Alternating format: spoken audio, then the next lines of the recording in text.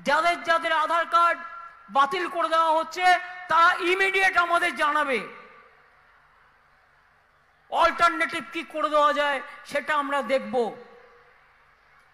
আর bank যদি মনে করে আধার কার্ড না হলে আমি দেব না, তাহলে দরকার হলে ব্যাংক ছাড়াই কাজ করব।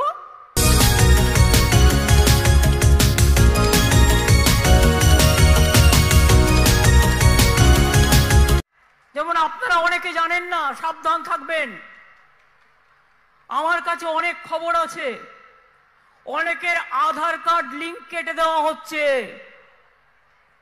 জামালপুরে 50 জনের কাটা হয়েছে, জামালপুরটা বর্ধমানে, বীরভূমেও কাটা হচ্ছে, উত্তর 24 পরগনাও কাটা হচ্ছে, দক্ষিণ 24 পরগনাও কাটা হচ্ছে, নর্থ বেঙ্গলেও কাটা হচ্ছে।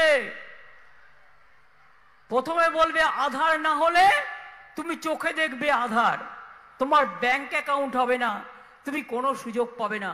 কোন অধিকারে তুমি কাউকে না জিজ্ঞেস করে তার আধার কার্ড কেটে নিচ্ছ? লজ্জা করে না? ইলেকশনের আগে তারা যাতে ব্যাংকের লোন না পায়, ব্যাংকের মাধ্যমে টাকা না পায়, ফ্রি রেশন না পায়, লক্ষ্মীর ভান্ডার না পায়, তার জন্য তোমাদের চক্রান্ত। আমি পরিষ্কার বলে যাচ্ছি, আমার চিফ সেক্রেটারি সহ অন্যান্যরা এখানে আছেন, আধার কার্ড নো আধার কার্ড আমাদের কোনো স্কিম বন্ধ হবে না। আমরা আমাদের কার্ডের মাধ্যমে আমরা স্টেট গভর্নমেন্ট চালিয়ে যাব। আর যে কাজটি দিল্লি করছে ওদের থোতা মুখ ভোতা করে দেবো।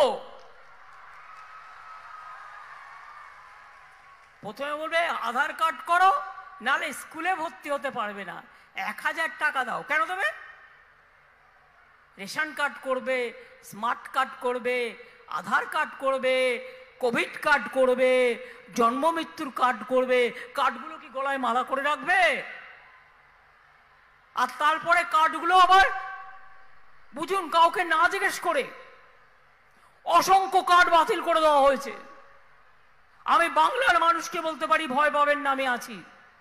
সিভিক ভলেন্টিয়ার্স আছেন, গ্রিন পুলিশ আছেন, আশার মেয়েরা আছেন, আইসিডিএস এর মেয়েরা আছেন। সবাইকে অনুরোধ করব, দেখুন তো কোথায় কোথায় আধার কার্ড কার কার বাতিল করা হচ্ছে। দরকার হলে আমি সিএসকে বলবো একটা অনলাইন একটা পোর্টাল চালু করে দিক। যাদের যাদের আধার কার্ড বাতিল করে দেওয়া হচ্ছে তারা ইমিডিয়েট আমাদের জানাবে, অল্টারনেটিভ কি করে দেওয়া যায় সেটা আমরা দেখব। আর ব্যাংক যদি মনে করে আধার কার্ড না হলে আমি দেব না, তাহলে দরকার হলে ব্যাংক ছাড়াই কাজ করব। আমাদেরও তো কোঅপারেটিভ ব্যাংক আছে, আমাদেরও অন্যান্য সংস্থা আছে।